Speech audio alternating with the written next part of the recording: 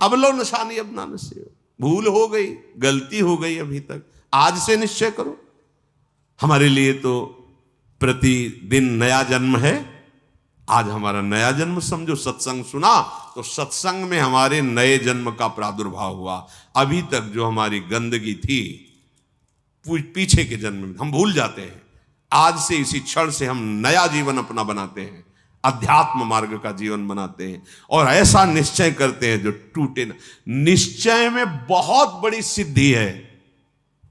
देखो पिंगला जी का जैसे बताया, तैसे भागवत में एकादश स्कंद में तितिक्ष ब्राह्मण का देखो, गृहस्थी में रहते थे, लड़के बच्चे थे, खूब धन कमाया और बड़े ही कंजूस स्वभाव के थे, न परिवार को भोगने देते थे न स्वयं भोगते थे। अब कुछ ऐसी विपरीत परिस्थिति आई, सब दिन होत न एक समान, राजदंड उन पे लागू हुआ तो काफी अर्थ तो टैक्स में चला गया। फिर परिवार के जनों ने देखा कि ये तो कंजूस है, 1 रुपया भी नहीं देगा। वो लोग इधर उधर से हाथ मार के फिर आग लग गई। अब परिवार वालों ने उसका त्याग कर दिया, केवल अकेला, कोई उससे प्यार नहीं करता, अर्थ उसके हाथ से चला गया सब। अब विचार किया कि मेरा पूरा जीवन निकल गया, उत्तम वर्ण में जन्म हुआ था, वृद्धावस्था आ गई, अब क्या होगा, क्या होगा। जिनको मैंने पाला पोषा, जो बड़ी मेहनत से धन कमाए, तो सब नष्ट हो गया। परिवार वाले कोई देखते ही नहीं। जानते हो उसका निश्चय, देवता इस बात के साक्षी हैं कि आज से मैं अपने जीवन को श्री भगवान के चरणों में समर्पित करता हूं, सब कुछ सहूंगा और निरंतर भगवान का भजन करूंगा। वो इतना बड़ा महापुरुष उसी निश्चय से हो गया कि भगवान उद्धव जी को उसकी कथा सुना रहे हैं। कोई साधना नहीं हुई थी, परिस्थिति ने ऐसा निश्चय करवा दिया। तो जरूरी है वो परिस्थिति आवे तब तुम निश्चय करो। क्या सत्संग में तुम निश्चय नहीं कर सकते तो परिस्थिति का इंतजार करोगे कि ऐसी विपत्ति आवे, ऐसी ठोकर लगे, ऐसी दुर्दशा हो तब तुम निश्चय करो? अरे उसके पहले ही निश्चय कर लो तो दुर्दशा काहे को होगी। ऐसा नहीं कि उसका जीवन मंगलमय हो गया। अब उसके कर्मों का क्षय करने के लिए जब वो संन्यास भाव लेकर विचरण करता, भिक्षा मांगता, तो लोग थूकते, स्पष्ट लिखा हुआ मूत देते, बांध देते, पीटते, उसकी भिक्षा छीन लेते। पर वो अंदर अंदर विचार करता, नहीं, किसी का दोष नहीं है इसमें किसी का दोष नहीं। तो ये कर्म का है, ये कर्म का प्रभाव तो शरीर पर पड़ेगा। ये मुझे दुख क्यों हो रहा है? बहुत बहुत सुंदर मतलब चिंतन उनका बना। तो क्या देवता है इस दुख का कारण? देवता है नहीं, देवता भी तो केवल हमारे शरीर को ही पीड़ा दे सकते हैं। मेरे को क्यों हो रहा है? काल नहीं, वो तो आत्मस्वरूप है, उसका भी प्रभाव इसी शरीर पर होगा। मेरा स्वरूप तो कालातीत है। तो फिर क्या है? भ्रम। हाँ, ये भ्रम है। मैं तो निर्विकार चिदानंद अपने स्वरूप में स्थित हो गया, ब्रह्मबोध संपन्न महापुरुष हो गया हो। और तितिक्ष ब्राह्मण नाम से वर्णन किया है भगवान ने। इसलिए निश्चय में बड़ी सामर्थ्य है, हमारा निश्चय बड़ा ढुलमुल है। इसलिए प्रार्थना है, बहुत बड़ा मार्ग मिला है आपको, इसे भगवत मार्ग कहते हैं, अध्यात्म मार्ग कहते हैं। ये अंतिम जन्म वालों को मिलता है, जिनका आखिरी जन्म होता है। अगर चूक करोगे तो व्यर्थ तो नहीं जाएगा, पर और समय लग जाएगा। काहे कुछ समय बर्बाद करो, आज निश्चय करो। गोस्वामी जी कह रहे, देखो निश्चय, गोस्वामी जी बाल्यावस्था से भगवान में रत थे, ऐसा नहीं है कि वो भजन नहीं करते थे, ऐसा नहीं है। जन्म हुआ था तब बोले थे राम, जैसे बच्चा रोता है ना, तो गोस्वामी जी रोए नहीं थे, राम बोले थे, इसलिए राम बोला नाम पड़ा था। राम बोला, प्रकट हुए थे तभी राम। तो ऐसा भी नहीं था कि आसक्ति नहीं थी शरीर में या अन्य, ऐसा भी महापुरुष जन लीला दर्शाते हैं, वो हमारी हिम्मत के लिए। पत्नी में चित्त आसक्त था, एक दिन के लिए भी कभी मायके जाने के लिए अनुमति नहीं दी थी। और उसी पत्नी के मुख से जब ये बात निकली कि जितना तुम्हें इस शरीर में आसक्ति है पूरी कथा अगर राम जी में होती तो जीवन तुम्हारा धन्य हो जाता।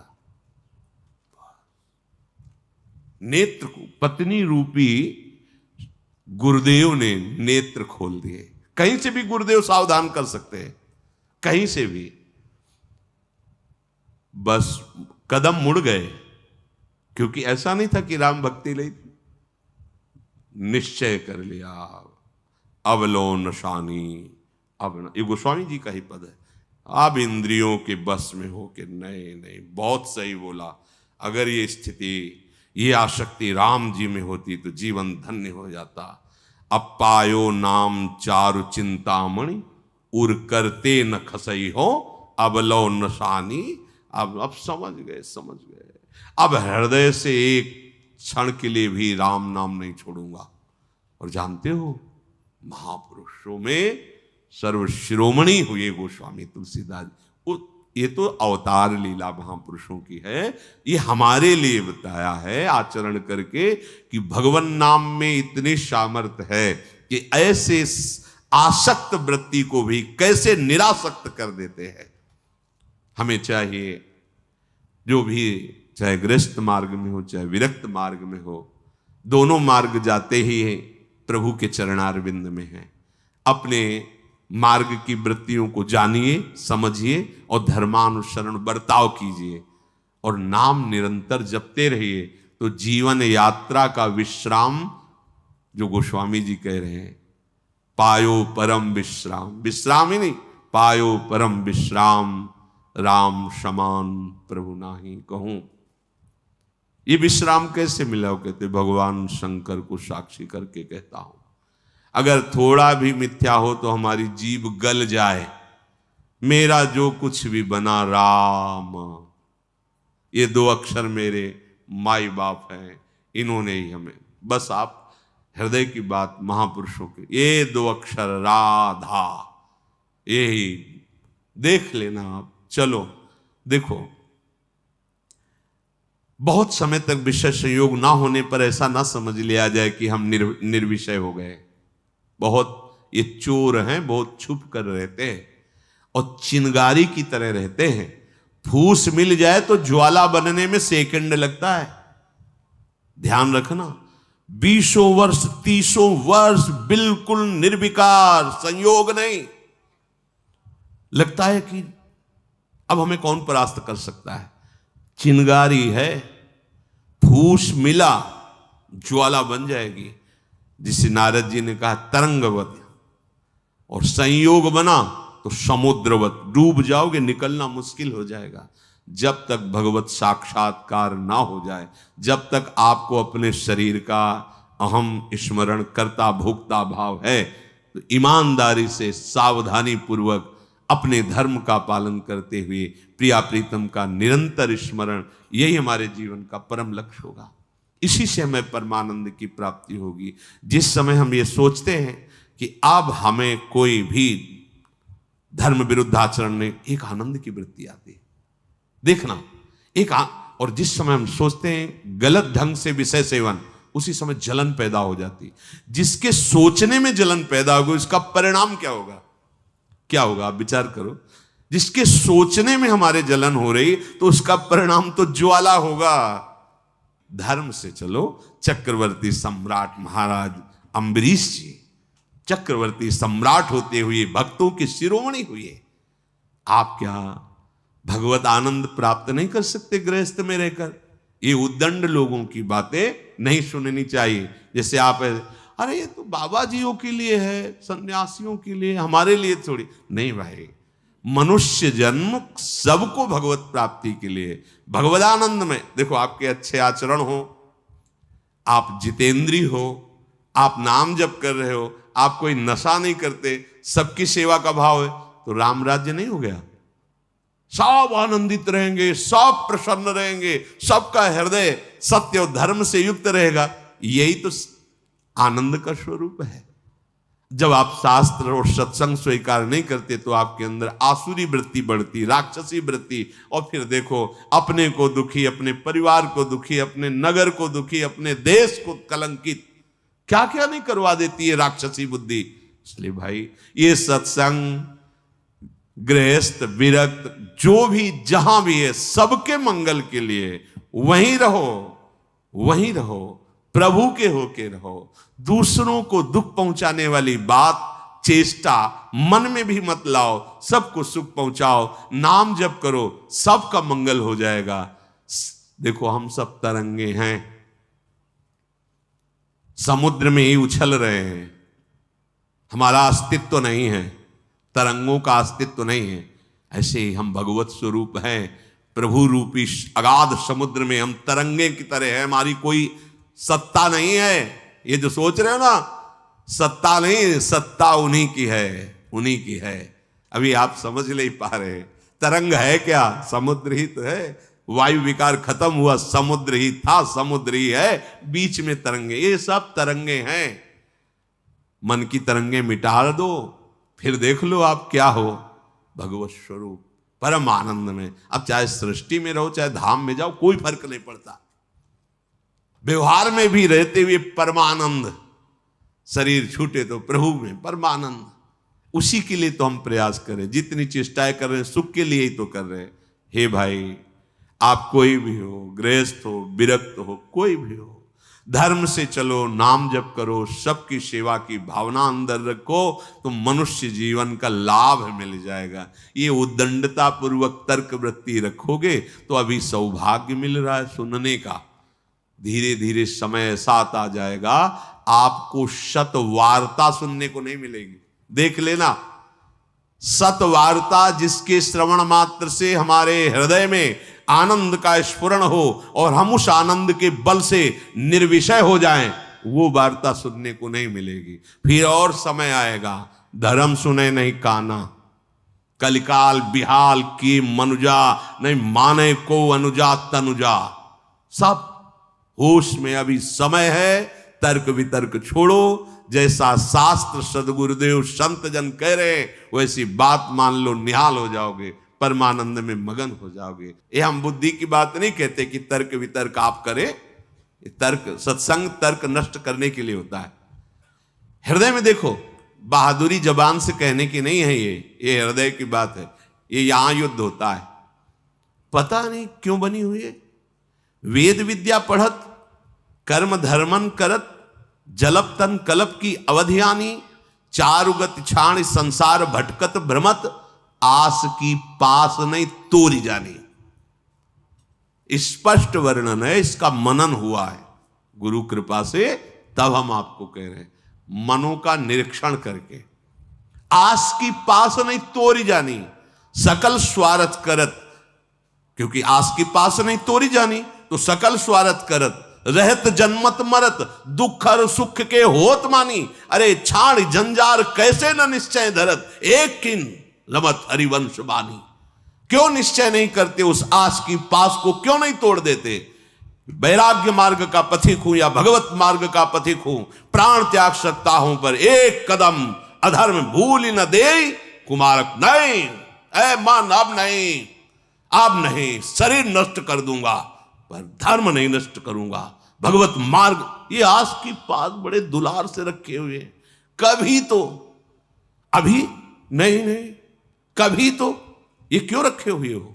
यही तुम्हें भगवदानंद की अनुभूति वर्तमान में नहीं करने दे रही, यही आस की पास।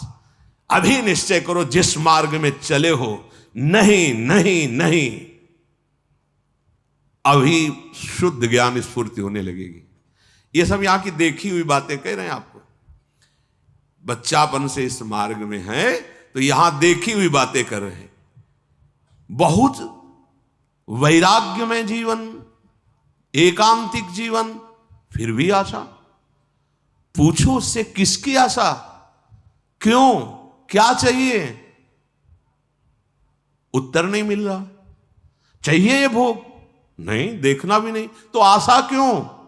पता नहीं। आप देखो, अंदर से देखो, जब यहां की बात कही जाएगी ना तो सबके यहां की बात होगी। ये अलग से नहीं रचा, उसी मशीनरी से बनाया गया जिससे सब निकले हुए हैं, सब मशीनरी। इसीलिए कि ये तो हमारे मन की बात कर रहे हैं, वो तुम्हारे मन की बात नहीं कर रहे, संपूर्ण सृष्टि की बात कर रहे हैं। क्योंकि जिससे मन रचा गया है, जिससे शरीर रचा गया है, वो वही एक ही डिपार्टमेंट है। वहीं से रचा गया है। यही हमें भगवदानंद की प्राप्ति नहीं करानी देती। बहुत धैर्यपूर्वक सुनना है और समझना है। यह हम अपने मन की बात कहते हैं, इसको पढ़ा है, इसको देखा है, इसको समझा है। वैराग्य में जीवन है, इतना भी कहीं गुंजाइश नहीं है। फिर भी आशा है, पूछा जाए इसको भोगों के लिए तो ना है, फिर भी आशा है। ये क्यों है? यही छाणी जंजार क्यों न निश्चय धरत। निश्चय क्यों नहीं कर रहा तू? तेरे निश्चय की कमी के कारण ये आशा की फांसी बनी हुई है। जब तक ये आशा की फांसी बनी रहेगी तब तक तुझे परमार्थ वस्तु का स्फुरण नहीं होगा। पक्की बात है। ये जो शुद्ध ज्ञान है स्फुरित ही नहीं होता, कामना से ढका रहता है। जैसे कोहरे की ताकत नहीं कि सूर्य को ढक ले, पर मेरे नेत्रों के ढकने के कारण लगता है सूर्य ढक गया। ऐसे ही ज्ञान स्वरूप जो भगवद अंश है इसमें स्फुरणाएं होती, जैसे सूर्य की किरणें निकलती ना, ऐसे इसमें ज्ञान की तरंगे निकलती रहती, आनंद की तरंगे निकलती रहती।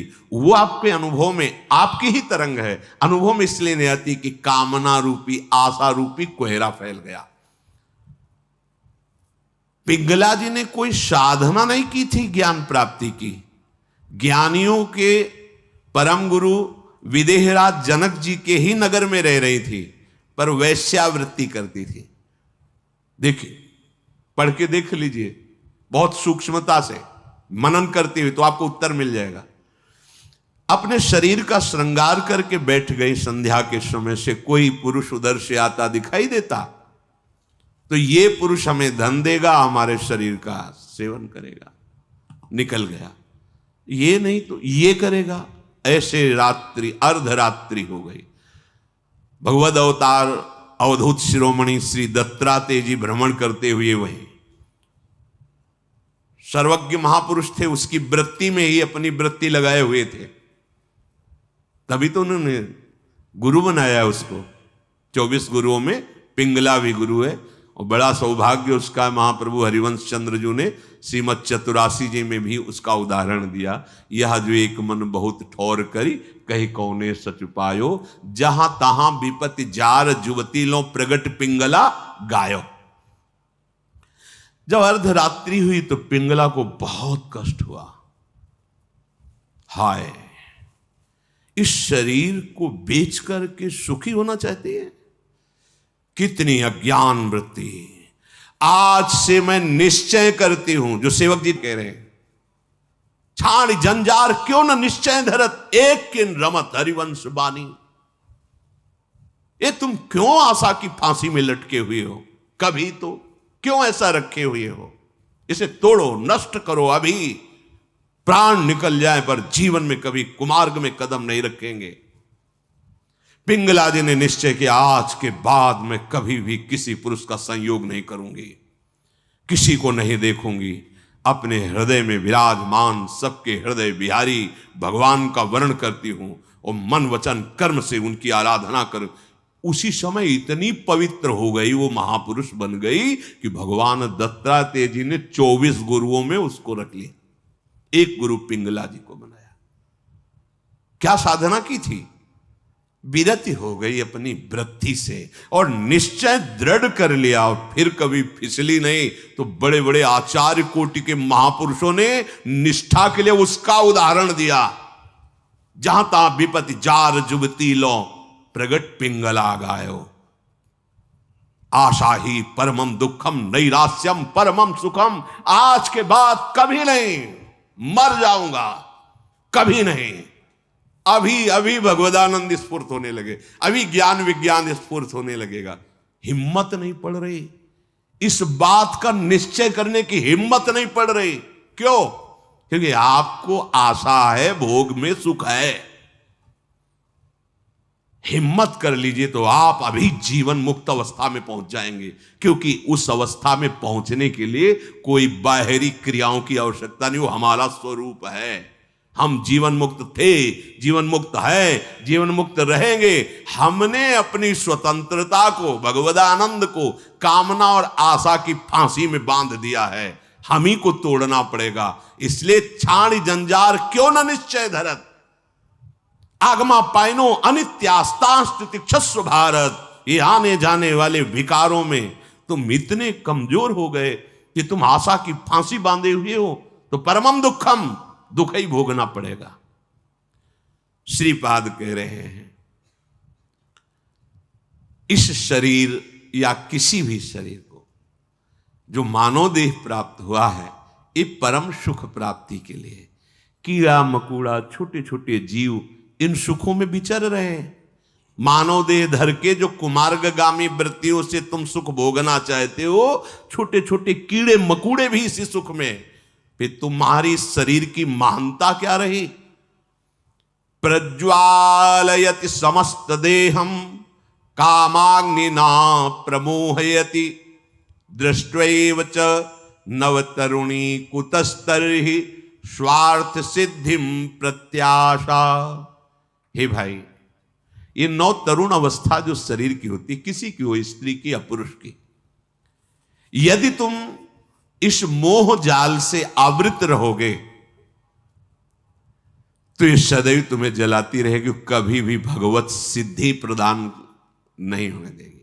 भगवत सिद्धि नहीं। बहुत समय लंबा निकल जाता है अगर सत्संग ना मिले, सावधान ना हो। हितधाम में एक 65 वर्ष के प्रार्थना कर रहे थे कि मेरी पूर्व से वृत्ति स्वयं के द्वारा तो मैं आज खुलकर सभा में कह रहा हूं कि मैं आज उस गलती से बहुत परेशान हूं और आज भी वही मेरे से गलती होती है। मैंने प्रणाम किया था उनको कि धन्य है कि आप इतने हिम्मत वाले हैं कि भरी सभा में आप ऐसा अपनी बात कह रहे हैं, क्योंकि आप मन से अलग होकर बोल रहे हैं, तभी आपको बोलने की हिम्मत आई। अगर मन में तदात्म होता तो आप नहीं बोल सकते थे। कि ये हमारे द्वारा पाली हुई वृत्ति है, हमारे द्वारा ही इसका त्याग होगा।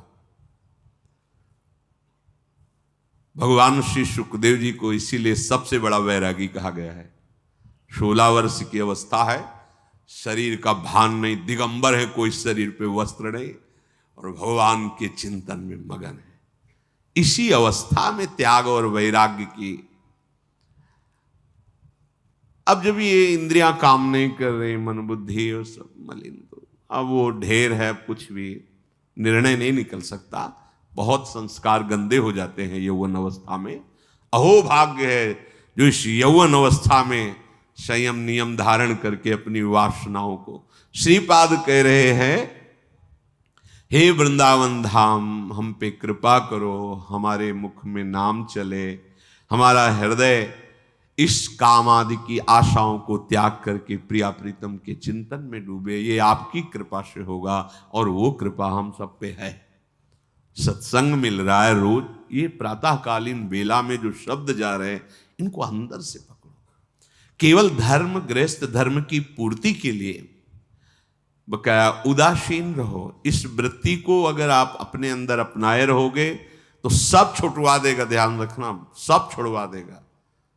ये वैराग्य का वेश, ये धाम, ये प्रिया प्रीतम, ये नाम, ये महिमा, कुछ नहीं हो रहा है, चिंता मत करो, आप भगवत प्राप्ति होगी। धाम में हो ना, भगवत सहारे हो ना, भगवत आश्रित वेश धारण, कुमार्गगामी वृत्ति का जो आशा की फांसी, उसको छोड़ दो। फिर आप देखो भजन होगा। आप करोगे नहीं, स्वाभाविक होगा भजन, स्वाभाविक ज्ञान विज्ञान की वृत्तियां उत्पन्न होगी, आप आनंदित हो जाओगे। संतों ने कैसे जीवन व्यतीत किए हैं, हम कैसे व्यतीत कर रहे हैं। अगर इतने पर भी भजन नहीं, तो आप विचार करके देखो अपना जीवन कहां ले जा रहे हैं।